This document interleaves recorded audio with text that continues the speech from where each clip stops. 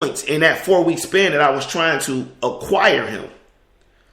And that was one of the reasons I went after someone like Duke. And I was telling other people, like, you gotta, don't name chase. That's a term I coined this year.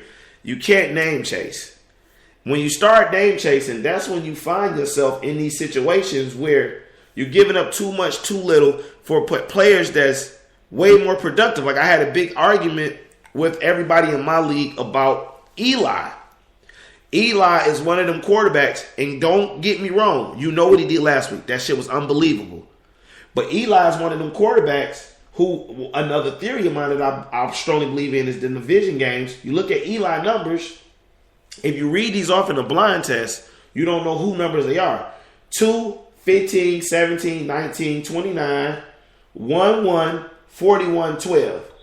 The games that he scored single-digit points, take a wild guess what games those were. Philly and Dallas. Yes, sir. He scored 2 points in the first Dallas game, 1 point in the Philly game, 1 point in the Dallas game. He has, in this particular league, 136 points on the season. That's 15 behind A-Rod. You got a quality quarterback in the 6th, 7th round for nothing. That a lot of people didn't want to touch. Same thing with Drew Brees. Yeah, and Drew's another one that I said stay away. I call it back. Call me what you want. I told everybody, do not touch Drew Brees. Fuck him. Leave him alone. It's over. I still think, he just showed some shades, but Drew Brees has found something. I don't know why he can do this. He finds something. He finds something because Drew Brees is just straight out there slanging that ball. It's poetry. It's poetry what Drew Brees is doing right now. Another guy, a lot of people said this. Man, you tripping. I wouldn't touch him. I say, man, preseason, I'm looking at him. Michael Crabtree put on a preseason that was worthy enough of me drafting Mike Crabtree. Mike Crabtree is currently not on my team. He's currently not on my team because I made a mistake and dropped him trying to pick up Tyrod and somebody else. As my man said, they call him T-Mobile. I like to call him Ty God. And Tyrod doing his thing, man. If you just read off these numbers of what Crabtree is doing, Crabtree is worthy of being a wide receiver 1. All right, so week 1 against Chicago. Definitely. Week 1 is nothing but an extended preseason game. You still find yourself. So week 1, we got from Crabtree 6 points. Week 2, 20. So that's when everybody went to sign him. You know, early in the season, somebody go off, the keyboards is getting pushed. Then he goes back down 5, 9, 6. Okay, bye week. Whatever Oakland did on a bye week has completely turned this man into a flat-out fucking must-start. If you're playing FanDuel, DraftKings, Keeper Leagues, whatever you're in, I guarantee you right now, he is a must-start. Dude, 15, 18, 24. Like, dude has gone the fuck off since his bye week. And it's not slowing down. Yeah, that's that Derek Carr, man. Derek Carr's another one of those sleeper players that if you need a quarterback and he out there, take him because he's slinging that peel. He shouldn't be out there no more. Derek Carr's slinging that peel. If Derek Carr is still available in your fantasy league, I'm going to let you know right now, you're in a very shitty league. You're in a league where owners obviously don't care about their teams. It's obvious that owners do not care about their teams. We hit on a few. Right. We hit on a few. We gotta bring them up before we switch gears into some negative stuff. I mean, this Gurley kid is amazing. Remember we were talking in the beginning of the season that we got 3 or 4 running backs, and then the rest is these rookies that's either gonna claim a spot or just shift gears and just play around. It is safe to say right now, Todd Gurley is the number 1 pick in all of fantasy next year. Yep. You definitely got to look that way. He's definitely that guy. as far as running backs go. With all these running backs that were top of the board this year coming off injuries 9 times out of 10, with Jamal Charles with ACL, and you got Beast Mode with his inconsistency, you got AP with his inconsistency other than what he ran for 150 on the Rams yesterday. You got a handful of running backs.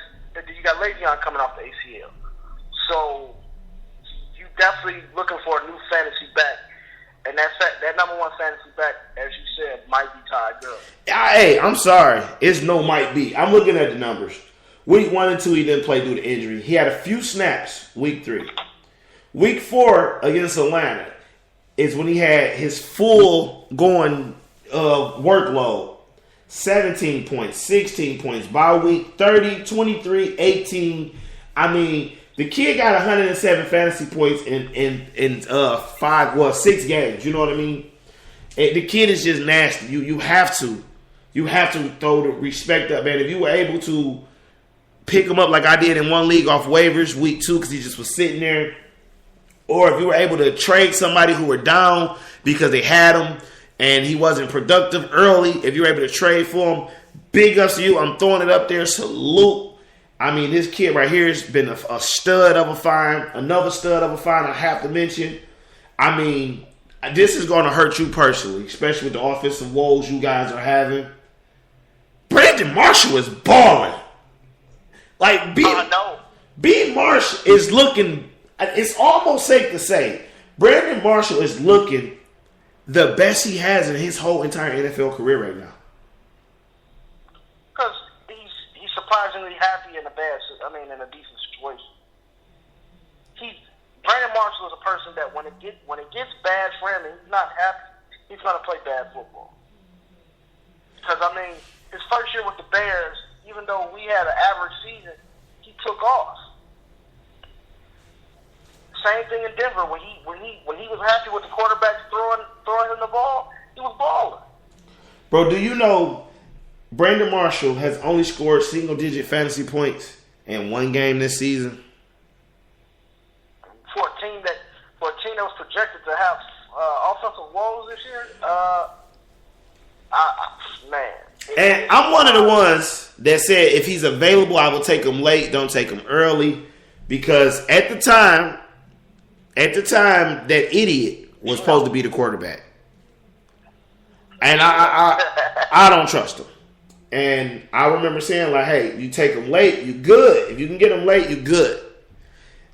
But when I found out that Fitzpatrick was going to be the starting quarterback, I said to I forgot who I was talking to. It may have been Chris, may have been Lamar. I said Brandon Marshall just got a little more attractive to me. But I didn't get to get him because I had other pieces of the puzzle that I needed to work on. But I had to throw up, shout out Brandon Marshall, shout out Tavon Austin for finally showing up. Like, he's finally got it together. About time. As you brought up, Stephon Diggs is another great find. Of course, we already brought up, what's his name? He's a great find.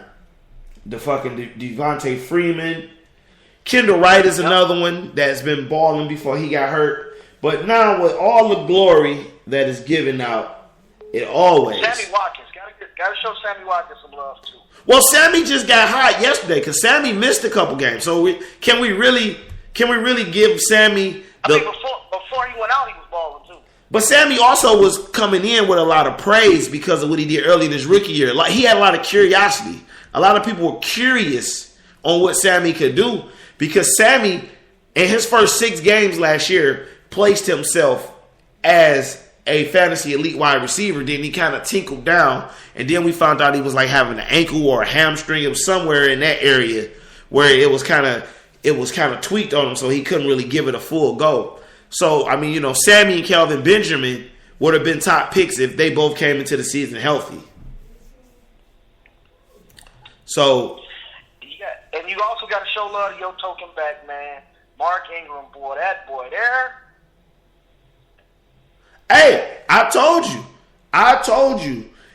In all them things, people thought I was tripping when I ranked him.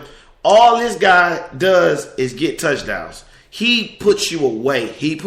Very nasty. Mark Ingram, He's not the name. That's the problem. He's not the name. But the production is there for Mark Ingram, man. Like when you look at what Mark Ingram does on a weekly basis, you will take this man numbers. I brought him up last year, his numbers, and I wowed a couple people. But just looking at this year numbers, in this particular league, which is close to fantasy standards, 14, 12, 18, 15, 7, 19, 23, 13, and 11. Like, anytime you can go for double digits, you're a winner to me. And this is a running back that doesn't catch out the backfield that often. This is all ground and pound. So, right.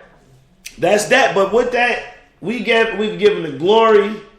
Now, before we get into this closeout segment, we have to talk about the negatives. Some of you motherfuckers be falling in love with the flavors of the week. And a lot of you took interest in some players. And when I say these names, some people gonna bang their head because they drafted some of these motherfuckers so high. And it has not. Can I throw a name out there real quick? You may start it off, brother. Alfred Morris. God damn. What, boy? I mean, you know what? I'm gonna disagree, and I'm gonna disagree with your Alfred Morris because he never had the sexy name. Alfred Morris was the fantasy owner's running back. Like if you played fantasy football and know your shit, he was your running back. Because he never did the amazingly wild things outside of his rookie year. He just was a consistent Chris Ivory type player. Like, why is Chris Ivory not a top 5 running back taken? Because Chris Ivory doesn't go out there and juke nobody out their fucking shoes. Chris Ivory doesn't go out there and do a hurdle over somebody. He's not the quickest running back. He's not the strongest running back. And that was the thing with Alfred Morris. But I will agree with you, for those who drafted Alfred Morris and those who listened to me on saying take Alfred Morris shit the bed. I mean, it's to the point where, like, I told you week 3, I ain't get to do a podcast. I said, man, it's time to cut bait. This motherfucker is done. Dude, boy. Chris writes in Andre Johnson. That's another one that you went to Andre because of his name, and you figured he can get some production with luck. I don't know how much of it is luck or how much is Andre, because early this year, Andre just stinked. It wasn't luck. Earlier this year, Andre just stinked. I seen him drop a couple balls yesterday too, but Andre stinked earlier. He's been coming around, but he's another one that a lot of people put some interest in, taking them as late sleepers. Andre Johnson, Chris, because I know you're listening, is the quintessential to who did I kept hyping up last year in Indianapolis. Dude, I told everybody. Nope. Hakeem Nicks. Last season, Hakeem Nicks going to Indianapolis, I was selling that shit like it was the next thing to crack. Anybody who talked to me about fantasy football, I'm like, take Hakeem Nicks. He got a quarterback. He wanted to be there. He gonna ball. Take Hakeem. Fuck Hakeem Nicks. Another one. We ain't gonna go long on this. Any Patriots running back. Fuck them. They always do you wrong. You will get burnt fantasy every year. So I'm going to say, I'm going to go out right now and say, Patriots running backs let you down. Second, we're going to stick to the running back position. Because this guy started off fire. I'm talking about smoking guns. Jeremy Hill